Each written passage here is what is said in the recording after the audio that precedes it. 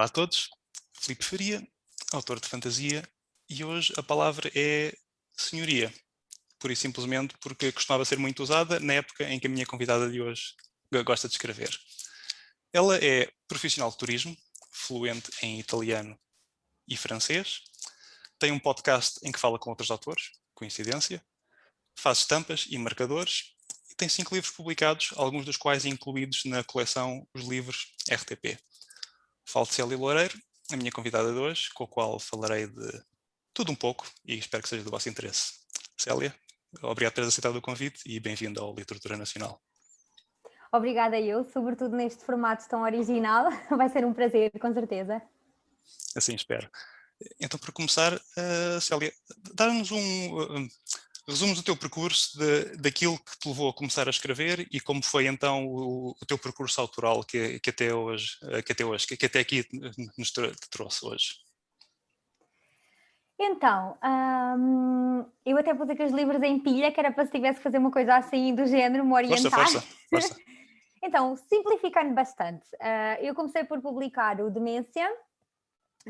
Eu tinha na altura 21 anos e foi através de uma editora chamada Vanity, ou seja, houve uma comparticipação minha, monetária, para que o livro viesse cá para fora e eu na altura não percebia nada deste universo da escrita, não fazia ideia que havia autores que não pagavam para publicar, nem nada do género. Fiquei muito deslumbrada e contente e achei que aquilo estava a acontecer porque o meu livro era bom e merecia. E depois percebi que isso não era tão habitual quanto isso e que tive sorte do livro ter tido a recepção que teve e que ao fim de 10 anos continua a ser lido e foi reeditado em 2019 pela Cool Books. Portanto, esta é a capa nova do Demência.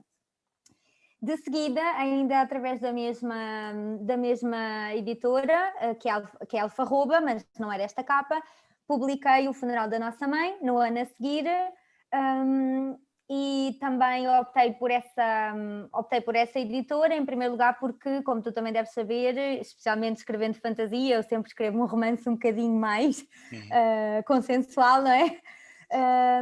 Não é fácil publicar em Portugal quando és um novo autor, mesmo que já tenhas qualquer coisa publicado, no caso através de uma Vanity, não consegui a editora para este segundo livro também, portanto optei por fazê-lo através do mesmo projeto, que é essa Alfarroba, e também o reeditei agora em edição de autor. Depois tornei-me tua colega numa chancela da Editorial Presença, tu estás na Presença, não é? E eu estive na Marcador. A Marcador tinha um projeto em parceria com o RTP, que era uma nova coleção de livros RTP, e eles queriam que fossem livros de autores relativamente desconhecidos no panorama nacional, mas com qualidade. E o meu livro teve a sorte de inaugurar essa coleção, foi o primeiro volume da coleção. É histórico, é sobre as invasões francesas e foi o meu grande desafio até agora e também o livro que eu acho que me trouxe mais gratificação e mais alcance e que trouxe mais leitores para perto de mim. Com continuação desse livro, também pela Marcador, saiu Uma Mulher Respeitável, que depois já tem a ver com o período das guerras liberais e com epidemias que estavam em curso na Europa no século XIX, e encerrei de momentos históricos.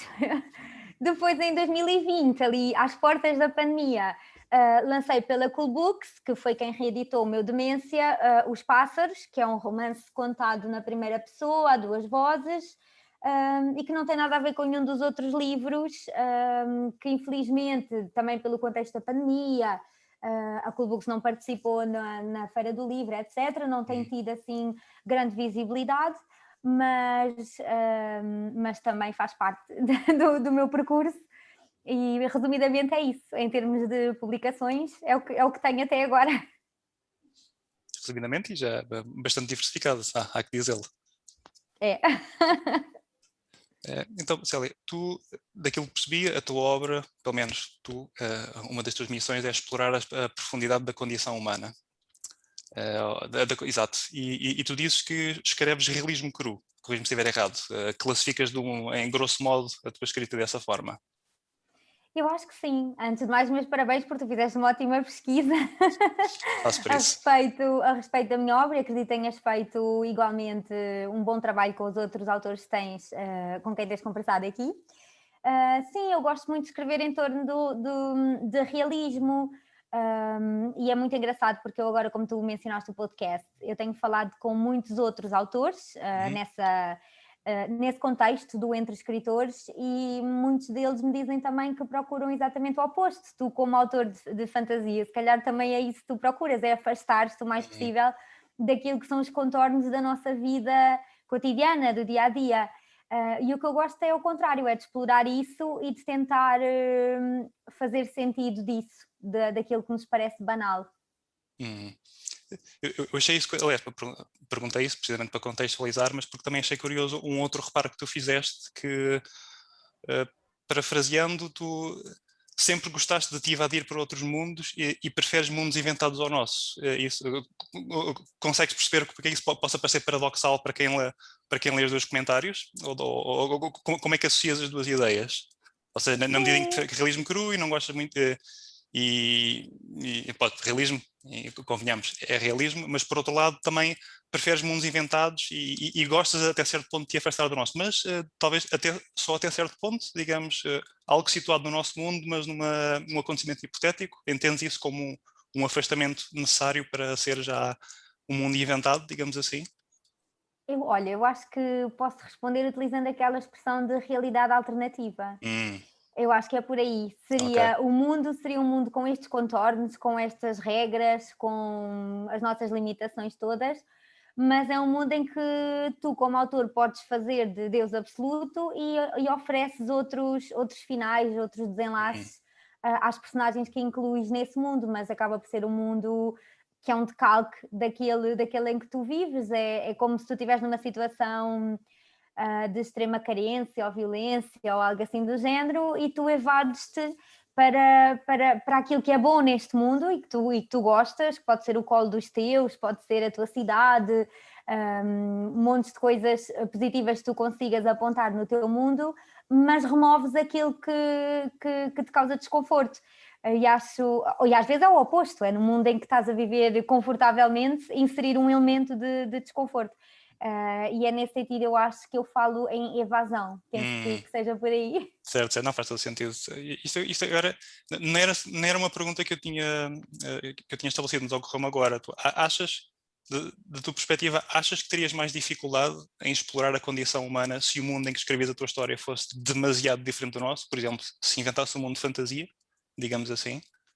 Ou seria apenas outro Olha, desafio? eu acho que a fantasia e as distopias, etc., têm uma função muito boa, que é aquela de nos fazer, de algum modo, esquecermos daquilo que é a nossa... Ou melhor, obriga-nos a olhar para nós e para a nossa sociedade de fora. E isso, eu acho, torna as lições mais simples. Por exemplo, eu estou a pensar... Eu ainda não li nada da tua obra, mas acredito que talvez tenhas alguns elementos disto, podes dizer-nos tu. Mas, por exemplo, no caso do Tolkien, no caso mesmo do Harry Potter, que eu cresci com aquilo, eram histórias que tinham valores que tu consegues transpor com a maior facilidade para o mundo em que nós vivemos, valores de nobreza, de coragem, de todos unidos pelo bem, contra o mal, e muitas coisas assim do género, que eu acho que às vezes é mais fácil, talvez, tu aprenderes essa realidade, até, se estiveres afastado do teu mundo.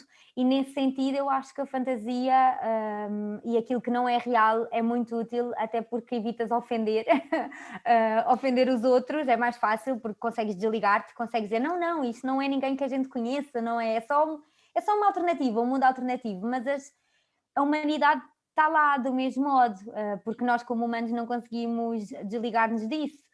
E eu acho que sim, nesse sentido, a humanidade pode também ser muito explorada em fantasia e noutros géneros literários, e talvez, vou arriscar dizer, até com mais sucesso às vezes, para passar determinadas mensagens. Desculpa, agora estava um pouco distraído porque eu reparei que estou com uma expressão perfeitamente descaveirada, que esta iluminação não é ideal, então as minhas orlas orbitais estão a sombrear-me os olhos, enfim.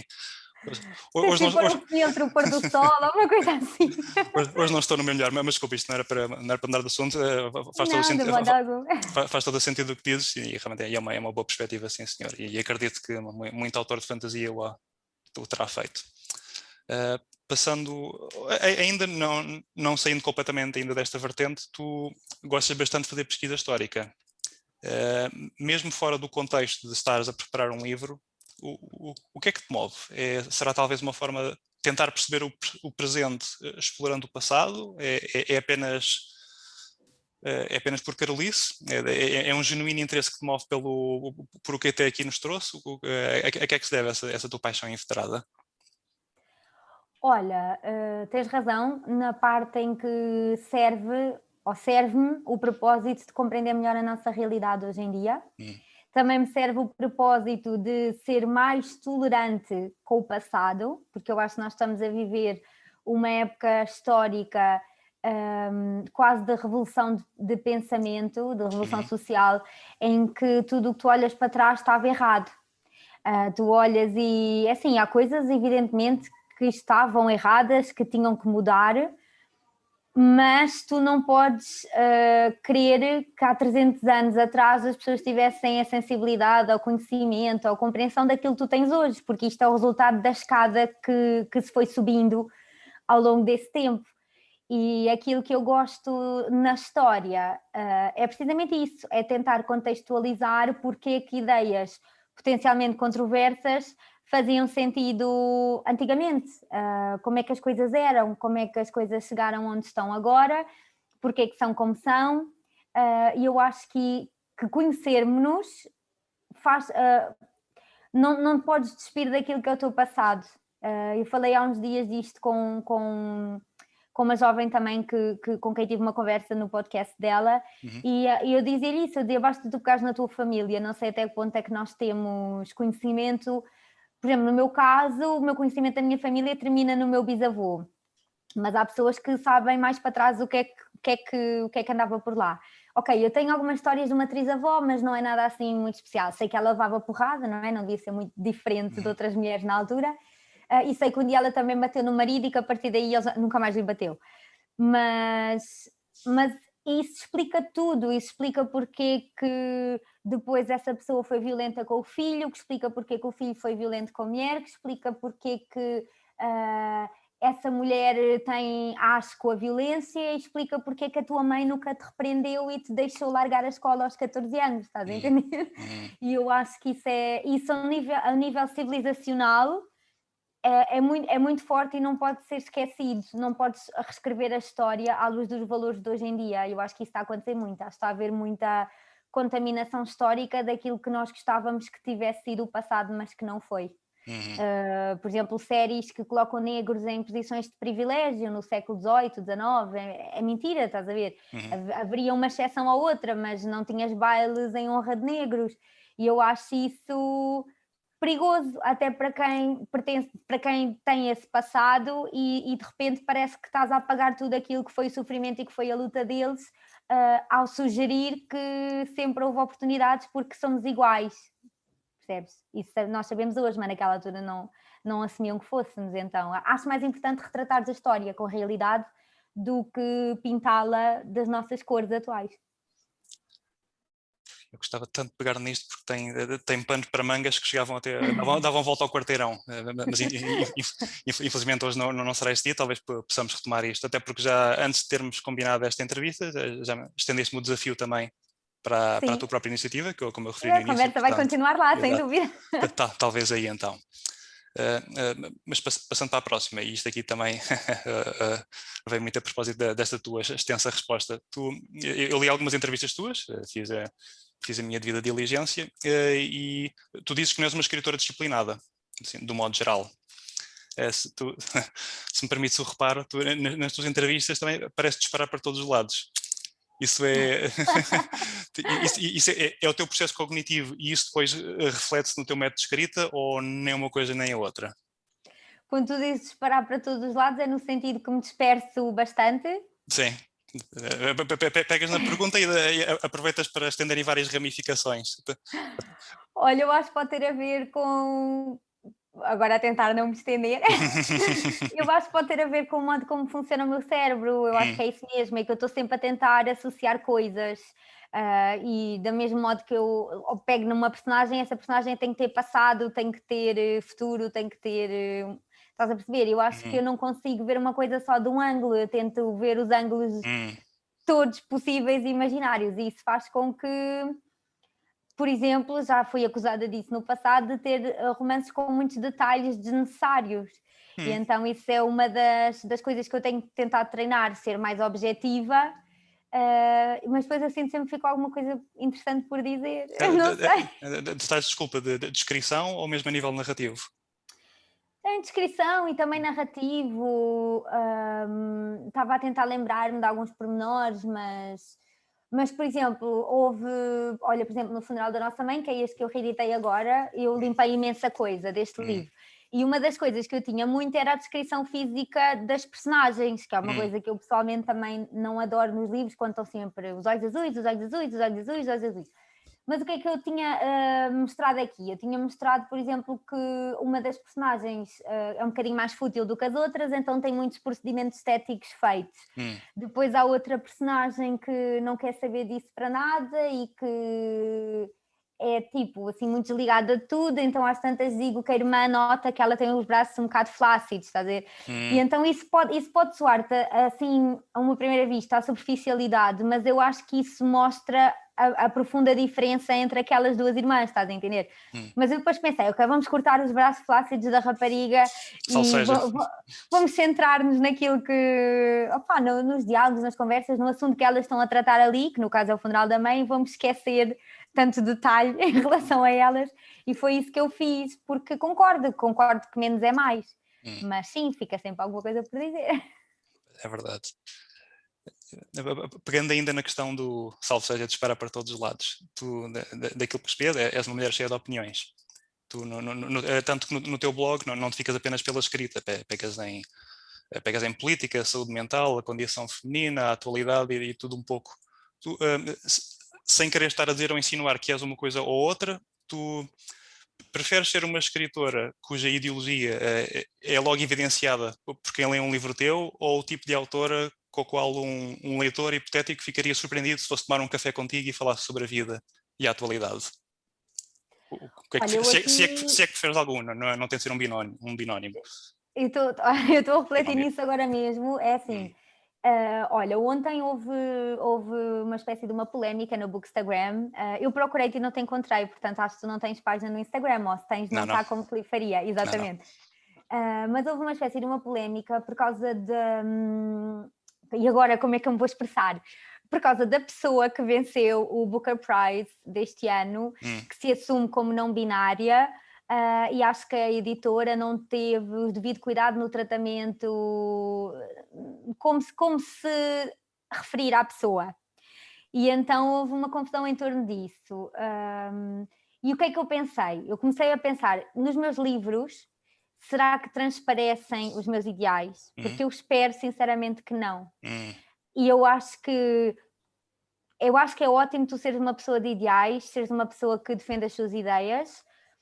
Acho igualmente, se não até mais importante, que tu sejas capaz de ir evoluindo e de ir mudando. Não é a história do vira-casacas, mas se calhar há 10 anos atrás tu concordavas com coisas que agora já não fazem sentido para ti, porque estás mais maduro ou porque tiveste um contacto mais próximo com aquela realidade.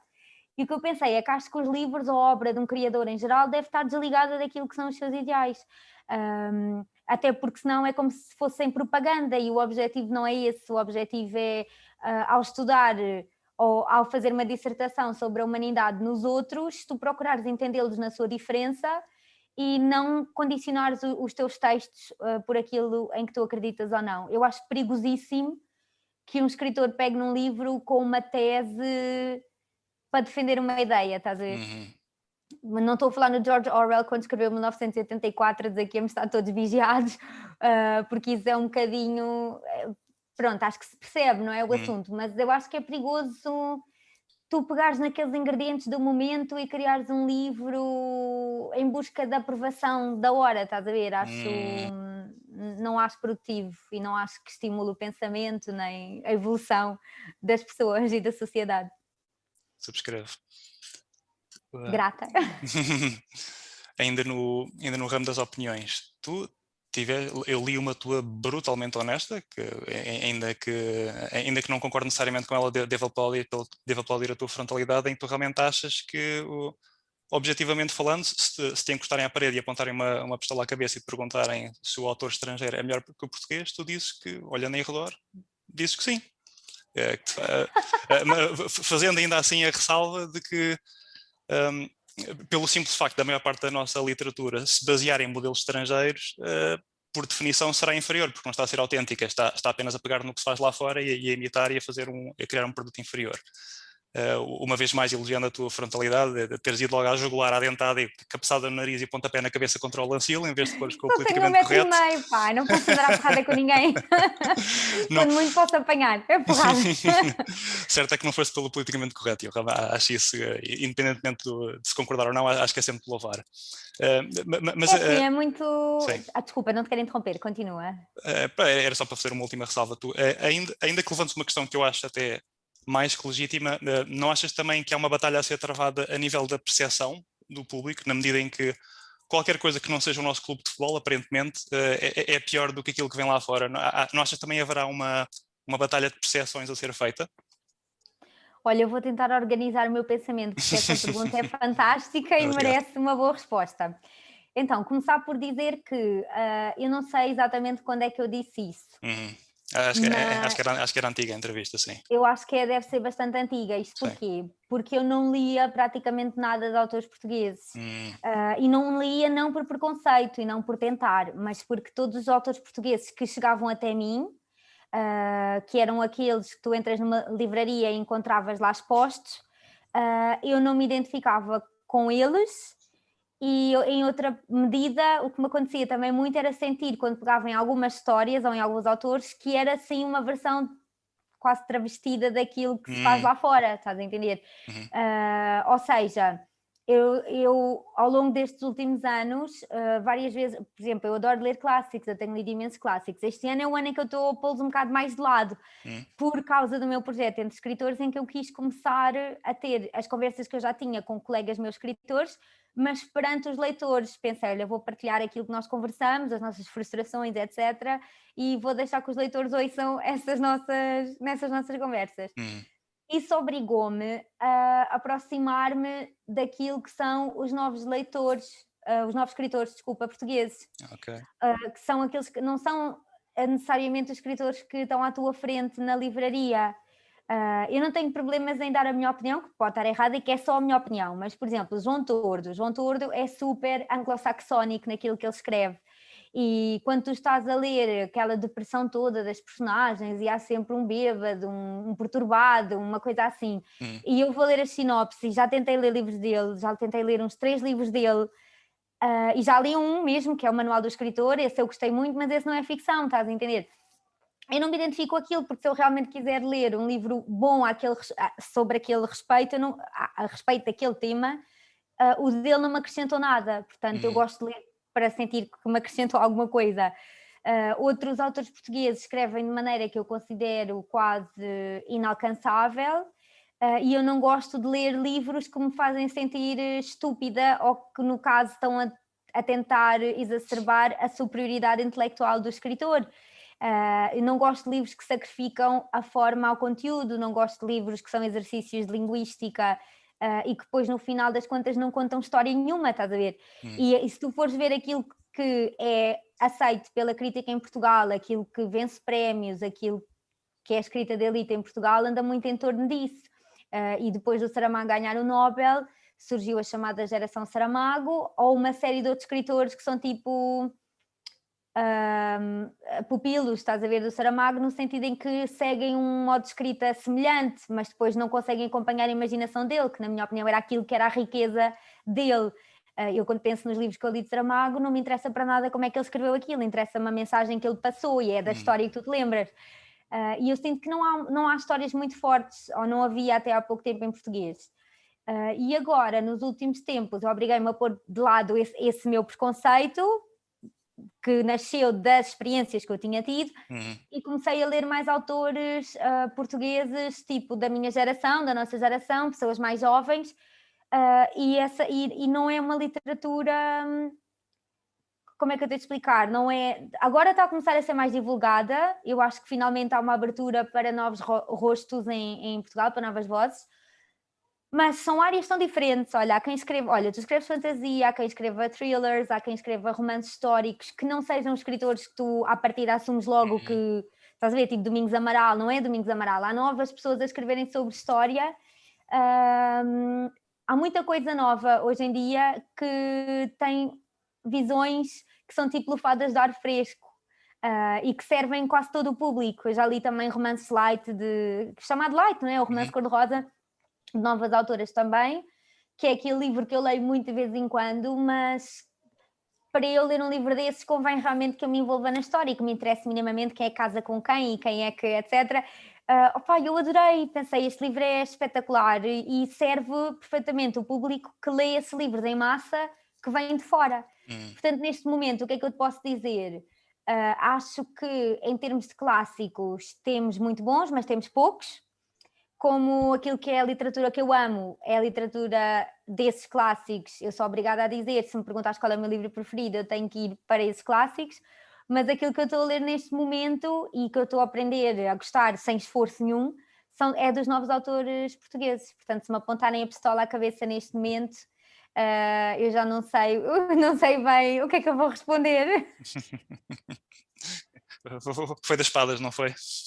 Foi das espadas. Sentiste que estavam apontadas para ti. Eu senti que estavam as 4 a apontar para mim, sim. Eu gostei muito dessa tua resposta porque em parte a isso também se deve toda a criação deste canal. Porque eu próprio lia muito poucos autores nacionais. É uma lacuna que estou agora a tentar retificar. Portanto, este canal, além de servir, espero, para a divulgação de autores, é também... Não diria terapêutico, mas é também para mim uma forma de descobrir outros autores e expandir um pouco mais os meus horizontes literários nacionais. Portanto, e tens tido boas surpresas, não? Tem, sim senhor. Estás a ver? Esse é sempre bom.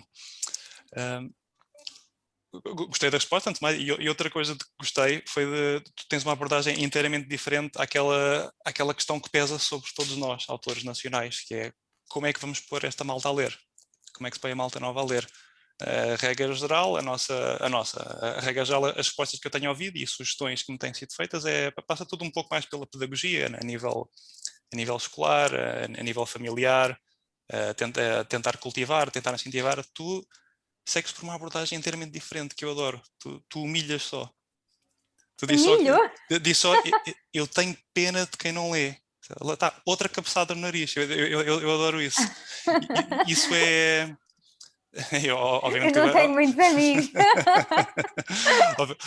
obviamente estou a exagerar, mas isso foi uma resposta pensada ou é genuinamente o que sentes? Na medida não, em que é genuíno, é genuíno. Sim.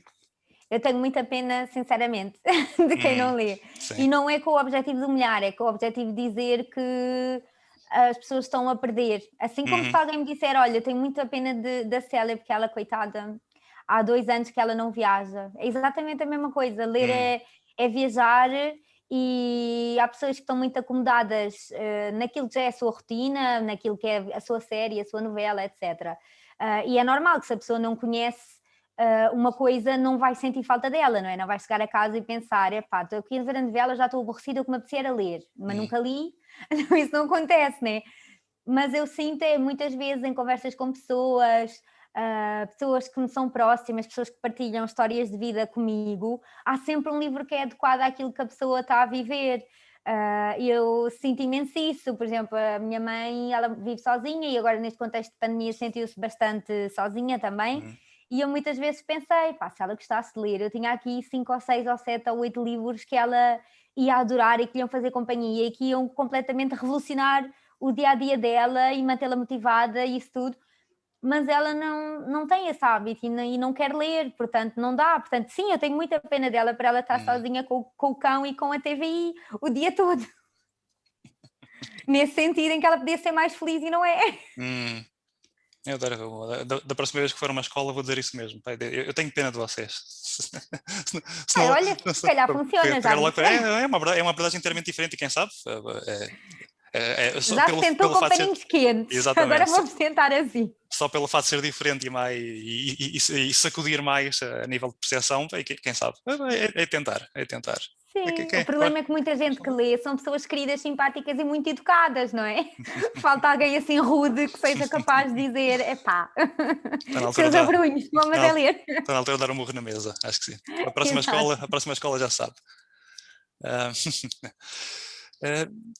agora que falamos da juventude, e isto aqui agora, se calhar estou a ser injusto porque não sei dizer, mas se calhar também foi algo que veio de uma outra entrevista tua mais antiga, mas um dos conselhos que tu davas a futuros, hipotéticos escritores era, parafraseando, julgo eu, não façam algo que vos embarace.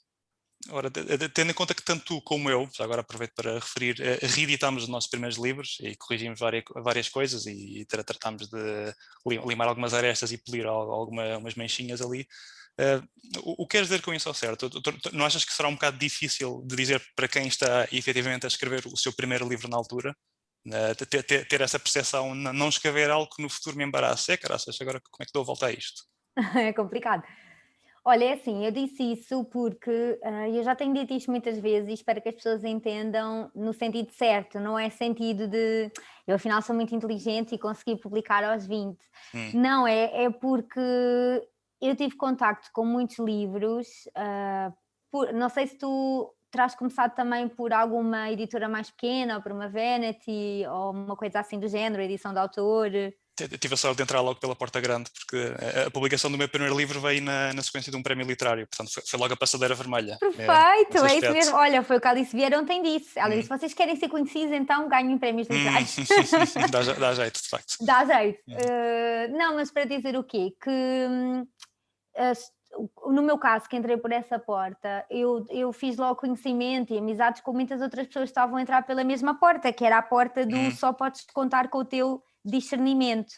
Porque muitas editoras, ou quase tipografias, não é, que imprimem o teu livro, tipo a Chiado, que é famosíssima por isso e já ninguém tem tabus em mencionar o nome deles, eles vão publicar o que quer que seja que tu escrevas e eles não são muito honestos na abordagem porque eles não te dizem assim, olha, eles não te dizem assim, olha, achamos que deve maturar um bocadinho mais o seu livro e depois voltar a submetê-lo.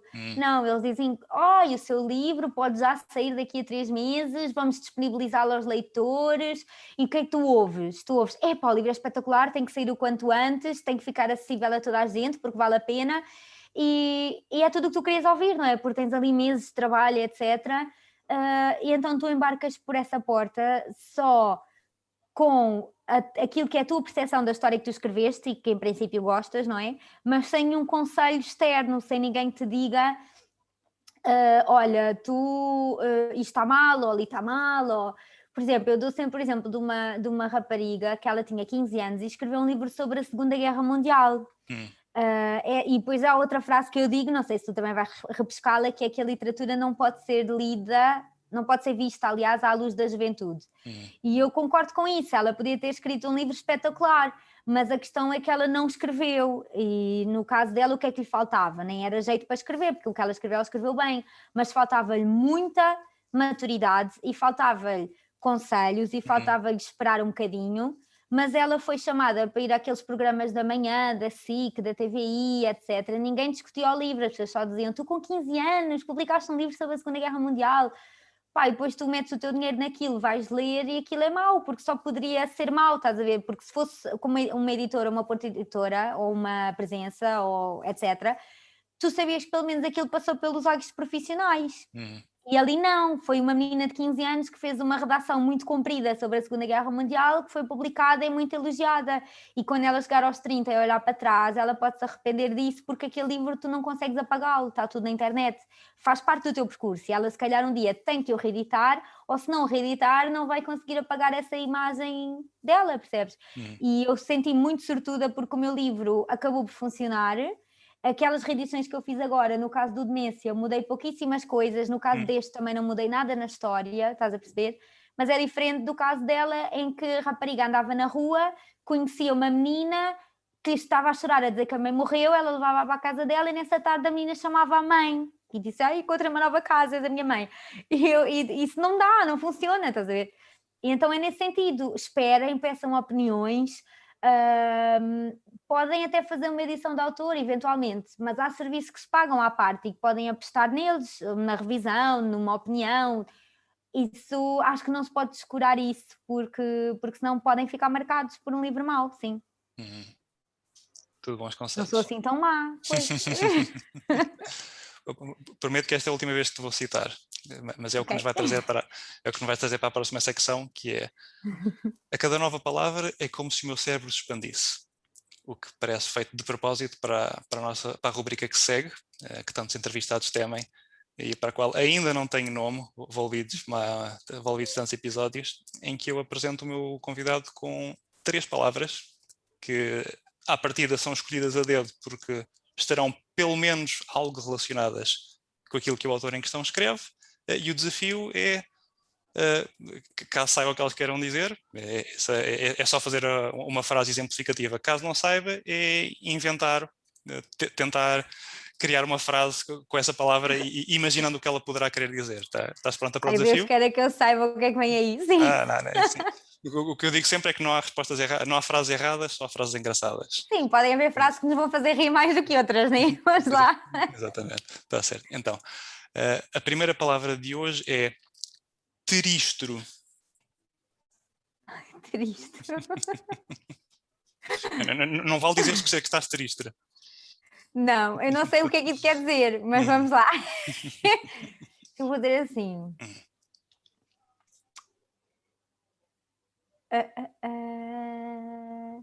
Naquela tarde de dezembro, em que o teristro ainda não tinha baixado sobre a cabeça da população, sobre as cabeças, aliás, da população, Serafim decidiu que era tempo de parar de beber.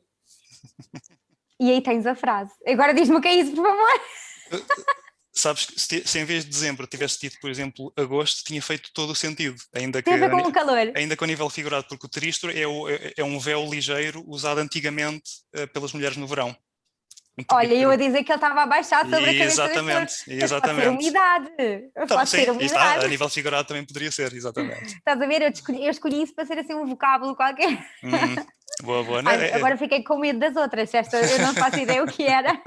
Não, mas como vês, a resposta não só não estava longe da verdade, como até foi bastante elaborada. Na resposta não, a frase. Então, a segunda palavra... pronto, está... Só para contextualizar, para dizer que está vagamente ligada com aquilo que tu escreves, pronto, pelo simples fato que era usado antigamente pelas senhoras, portanto... Muito bem. Poderia ser usado... Tenho que acrescentar isso ao meu vocabulário. Então, a segunda palavra é averdugado. Esta se calhar até conheces, se gostas de escrever detalhes, pormenores. Averdugado. Ai, então vamos lá.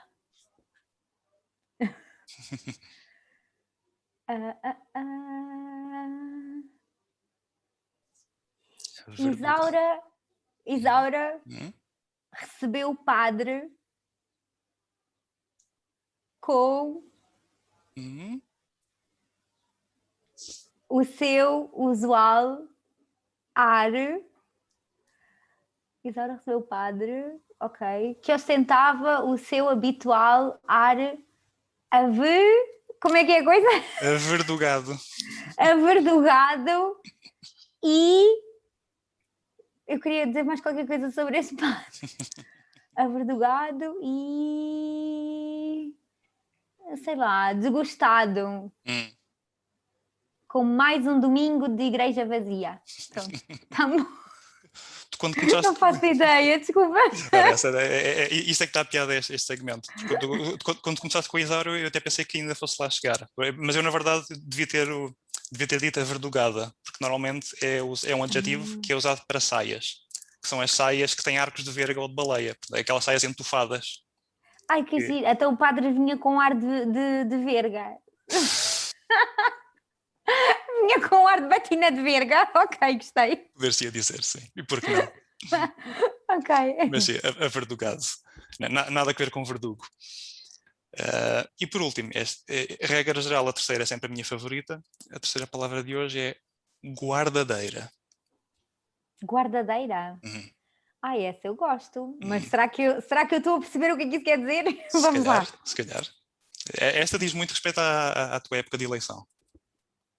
Pois, eu estou a pensar assim numa guardadeira de patos. É que havia uma guardadeira de patos. Vamos lá ver. Ok. Desde os seus tempos de orfandade, em que se tornara guardadeira de patos, Lourdes percorria a Serra de Sintra de manhã até ao crepúsculo. Meu Deus. Gosto do nível de detalhe. Mas deviam ser uns patos muito refinados, porque uma guardadeira é uma mulher que guarda e que observa certos preceitos. Portanto, é aquela figura que está lá para salvaguardar os bons costumes. Está lá para dizer, a menina está-se a portar mal, a menina está a mostrar muito tornozelo. Esse tipo de coisa. Pois, é uma guardadeira. Quando o pato levanta as penas, ela está lá a dar-lhe com o cajado. Se mostra muita pata, o pato mostrou a pata. Lembro-me uma senhora que eu conheci, que é a Lourdes, que ela dizia que era guardadora de patos. Ela dizia guardadora. Sim. Mas eu pensei, guardadeira, isto pode ser aqui um regionalismo. Quem sabe, entre os patos pode ser que tenham bons costumes, talvez, também. São bichos engraçados. Apartem-se bem, senão vão para o arroz. Coitados. Exato. E foi isso. Esta é a parte da tortura, então. Exatamente. Também não podia ser só falar de porque é que para os leitores é uma tortura ler os nossos livros. O entrevistado também tem que passar por uma certa tortura, salvo seja. E assim demonstras que nem os escritores portugueses percebem nada da língua portuguesa. Era essa. A nossa língua é tão rica que a mim mete muito... obviamente que isto são palavras que eu vou à cata. E tenho já um glossário extenso de quando estou à pesca de termos, porque está, quem cria mundos fantásticos forçosamente convém saber o maior número de palavras estapafúrdias possível, ou pelo menos ter uma base de dados à qual possa aceder facilmente quando a situação e a descrição assim pede. Mas a mim mete muita pena mesmo que, obviamente, guardadeira talvez... Não, guardadeira acho que ainda é mais que legítimo usar em muitas circunstâncias, mas a verdugado já haverá poucas pessoas que usem saias assim, por exemplo. Mas ainda assim... Estou a ver a Cristina Bessa Luísa usar muito essa palavra. Exato. Que eu li um livro dela e não percebi uma palavra, nenhuma. Está tudo sublinhado. Mas isto está, porque a mim, por exemplo, se eu leio um livro e não aprendo pelo menos uma palavra nova, para mim, de certa forma, ainda gosto da história e sinto que perdi um bocado o meu tempo. Não expandi o meu cérebro, como diz a tua citação. Lá está, o livro tem que te acrescentar alguma coisa. Exatamente. Tem que trazer algum valor além do entretenimento e do que tu desfrutes da narrativa ou não. Mas isso sou eu. Em todo o caso, a nossa língua é riquíssima, há muitas palavras que irão em desuso e eu, se nada mais puder fazer, ao menos faço esta rubrica exatamente, faço a reanimação cardiopulmonar às palavras nestas entrevistas. Como eu disse, obviamente havia pano para mangas de dar a volta ao quarteirão, mas eu gosto de manter estas entrevistas também com uma duração dentro dos trâmites do tolerável para quem vê vídeos na internet. Nem toda a gente gosta assim tanto de conversa como nós, mas eu vou deixar toda a informação relativa à tua presença online aqui em baixo, mas onde é que quem esteja interessado nas tuas opiniões, no teu percurso e no teu futuro, onde é que podem e devem acompanhar? Olha, eu sou mais ativa no Instagram, no Facebook não vale a pena falarem para mim porque eu vou lá uma vez por mês, mas podem ir a Célia Correia Loureiro no Instagram e depois há lá um Linktree, não é? Na biografia tem lá uma listinha com os meus blogs, essas coisas todas e pronto, passem por lá para se indignarem comigo ou contra mim, pode ser. Eu tinha esquecido completamente de uma coisa, tu além de teres opiniões de escrever, tu também acho que referiste no início, tu fazes estampas e marcadores também, personalizados a pedido. Isso, agora só brevemente, já que estamos no final, qual é a história por trás disso? Como é que isso nasceu? Olha, eu acho que é muito simples, eu sempre adorei desenhar desde tenra idade e depois um dia estava aqui e pensei que me apetecia a desenhar personagens de clássicos, de livros clássicos, tal como eu as imaginava. Então comecei a desenhar tipo uma Jane Eyre, uma Ana Karenina, personagens assim do género, e depois as pessoas gostaram muito dos desenhos e eu pensei como é que eu posso fazê-los chegar às pessoas, então comecei a disponibilizá-lo no site em duas dimensões, aquilo é papel 300 gramas e as pessoas podem moldurar e pronto, e tem as suas personagens queridas. Os best-sellers são, claro, o Saramago, o Fernando Pessoa, o Eça de Queiroz, e podem moldurá-los e pô-los lá na estante ao pé das suas criações. Eu achei que fica muito fofinho. Fica aqui o apontamento então. Muito legal. Por hoje é tudo. Espero que tenham gostado. E Célia, uma vez mais, obrigado, foi um prazer. Obrigada eu. Até uma próxima então, quem sabe, noutra plataforma.